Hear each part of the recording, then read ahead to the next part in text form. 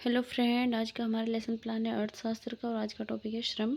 और इधर आता है हमारा दिनांक, कक्षा एंड कालांश। इसके बाद आता है हमारे सामान्य उद्देश्य। सामान्य उद्देश्य हमारे यहाँ पर 4 है। फर्स्ट है कि छात्रों की मानसिक शक्ति का विकास करना। सेकंड, छात्रों की अर्थशास्त्र के विषय में रुचि जागृत करना। थर्ड है छात्रों में अर्थशास्त्र के विषय में सामान्य ज्ञान की वृद्धि करना। एंड फोर्थ है छात्रों में आत्मविश्वास की वृद्धि करना। इसके बाद आते हैं हमारे विशिष्ट उद्देश्य। विशिष्ट उद्देश्य हमारे टीचिंग पॉइंट के अकॉर्डिंग होते हैं। फर्स्ट है कि छात्राएं श्रम के अर्थ के विषय में ज्ञान प्राप्त कर सकेगी। सेकंड, छात्राएं श्रम के विशेषताओं के बारे में बोध कर सकेगी। थर्ड है छात्राएं श्रम के प्रकारों का विश्लेषण कर सकेगी। इसके बाद आता है सहायक सामग्री। सहायक सामग्री में हम लिखते हैं चौक, डस्टर, लपेट, सैंपल, चार्ट, मॉडल इत्यादि। फिर आते हैं हमारे पूर्व ज्ञान। अब पूर्व ज्ञान में हम लिखते हैं कि छात्राएं श्रम के बारे में सामान्य जानकारी रखती है। और इसके बाद आता है हमारा प्रस्तावना प्रश्न। यहाँ पर हमारे 4 है प्रस्तावना प्रश्न। फर्स्ट है कि किसी कार्य को करने के लिए हमें क्या करना पड़ता है। इसका आंसर होगा किसी कार्य को करने के लिए हमें क्रिया करनी पड़ती है।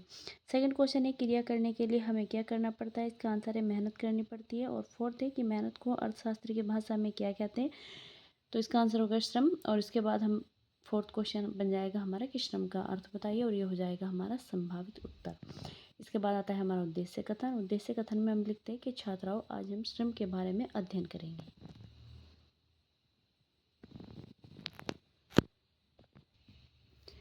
और इसके बाद फिर हम नेक्स्ट पेज पे 6 कॉलम बनाते हैं इस तरह से। शिक्षण बिंदु, अपेक्षित व्यवहारिक उद्देश्य।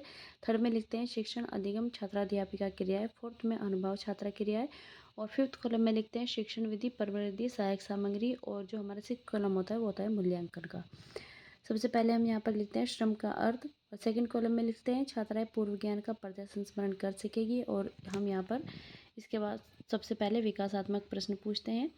तो हमारा प्रश्न है कि पैसा कमाने के लिए हमें क्या करना पड़ता है। तो इसका आंसर बच्चे बताएंगे श्रम या मजदूरी।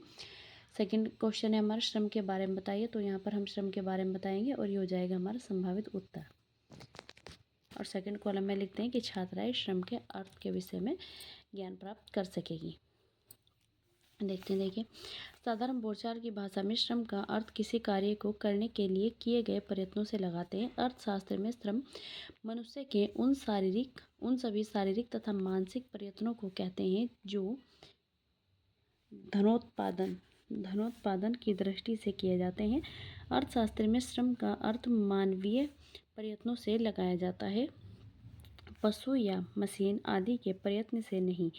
इस तरह से मनोरंजन के लिए खेलना, संगीत गाना, तैरना, घर का काम करना तथा समितियों में भाषण देना श्रम की श्रेणी में नहीं आता है, क्योंकि ये सभी कार्य धन कमाने के उद्देश्य से नहीं किए जाते हैं।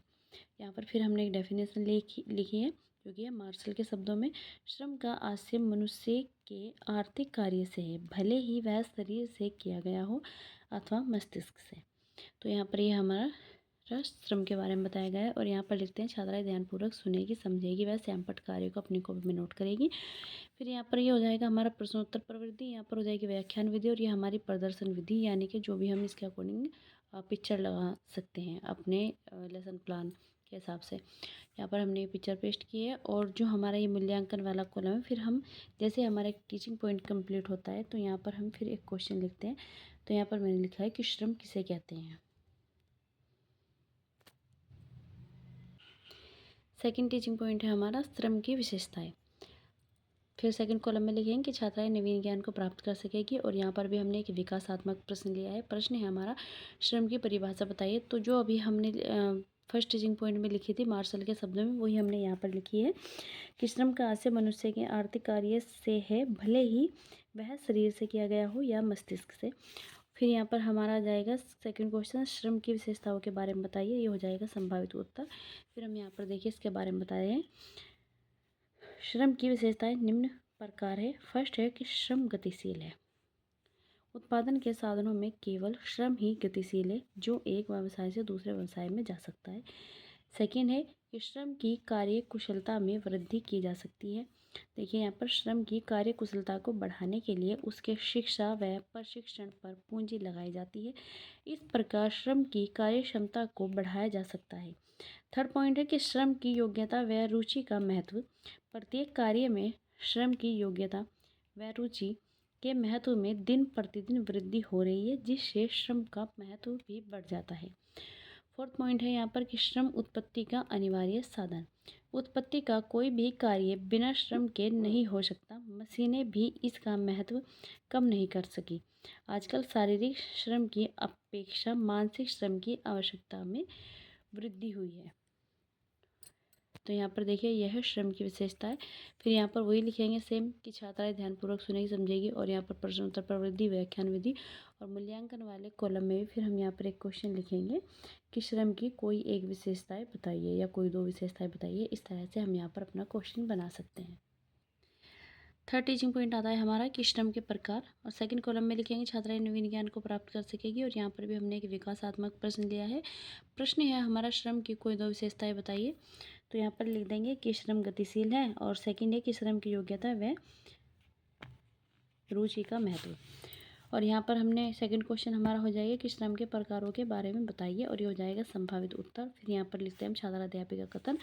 और यहाँ पर देखिए श्रम के प्रकार। फर्स्ट है कुशल व अकुशल श्रम। जिस कार्य को करने के लिए किसी विशेष शिक्षा, निपुणता व प्रशिक्षण की आवश्यकता होती है उसे कुशल श्रम कहते हैं। उदाहरण के तौर पर डॉक्टर, वकील, इंजीनियर आदि के कार्य के लिए एक विशेष प्रकार की शिक्षा की आवश्यकता होती है। ठीक है, यानी कि जो कार्य हम पढ़ लिख करके कर सकते हैं उसको हम कहते हैं कुशल व अकुशल श्रम। और सेकंड है शारीरिक व मानसिक कार्य। जो कार्य मस्तिष्क द्वारा किए जाते हैं वह मानसिक श्रम है, जैसे कि शिक्षक, वकील, डॉक्टर व इंजीनियर आदि। इस प्रकार से जो कार्य शारीरिक शक्ति द्वारा किए जाते हैं वह शारीरिक श्रम कहा जाता है। एग्जाम्पल है रिक्शा चलाना, कुली का कार्य, मजदूरी आदि। ये हो जाएगा हमारा शारीरिक व मानसिक कार्य। और ये हो जाएगा प्रश्नोत्तर प्रवृत्ति। यहाँ पर आता है व्याख्यान विधि। और ये आता है हमारा प्रदर्शन विधि। प्रदर्शन विधि में देखिए इसके मतलब आप यहाँ पर किसी डॉक्टर की, वकील की, इंजीनियर, टीचर की पिक्चर भी पेस्ट कर सकते हैं। और इधर रिक्शा, कुली, मजदूरी मतलब रेड़ा चलाना, इन सब के पिक्चर पेस्ट कर सकते हैं। पर मैंने यहाँ पर एक पिक्चर बस बना करके उनके नाम लिख करके पेस्ट की है। आप अपने अकॉर्डिंग करना। और फिर मूल्यांकन वाले कॉलम में हमने क्वेश्चन लिया है कि श्रम के प्रकार बताइए। इसके बाद आते हैं हमारे पुनरावृत्ति प्रश्न। हमने यहाँ पर रिक्त स्थान लिए हैं और सही गलत। रिक्त स्थान में हमारा फर्स्ट क्वेश्चन है कि श्रम का उद्देश्य डैश है। और सेकंड क्वेश्चन है शारीरिक व मानसिक कार्य डैश है। और सेकंड में हमने सही गलत लिए हैं। तो फर्स्ट है यहाँ पर कि अर्थशास्त्र में श्रम का अर्थ मानवीय प्रयत्नों से लगाया जाता है। तो सही या गलत लगाएंगे यहाँ पर। और सेकंड है शिक्षक, वकील, डॉक्टर आदि श्रम में सम्मिलित नहीं है। इसके बाद आता है हमारा श्यामपट्ट कार्य। तो इस तरह से हम ब्लैक बोर्ड मतलब जो ब्लैक चार्ट पेपर होता है उसको ब्लैक बोर्ड बना करके अपने लेसन प्लान में इस तरह से पेश करते हैं उस पर लिख करके।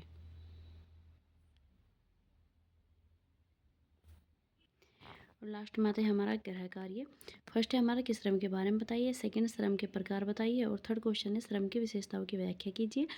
और लास्ट में आता है संदर्भ पुस्तक। संदर्भ पुस्तक में हम लिखते हैं NCERT द्वारा अनुमोदित कक्षा 9th की अर्थशास्त्र की पाठ्य पुस्तक। फ्रेंड यहाँ पर हमारा लेसन प्लान कंप्लीट होता है। प्लीज़ हमारी वीडियो को लाइक कीजिए और चैनल को सब्सक्राइब ज़रूर कीजिए।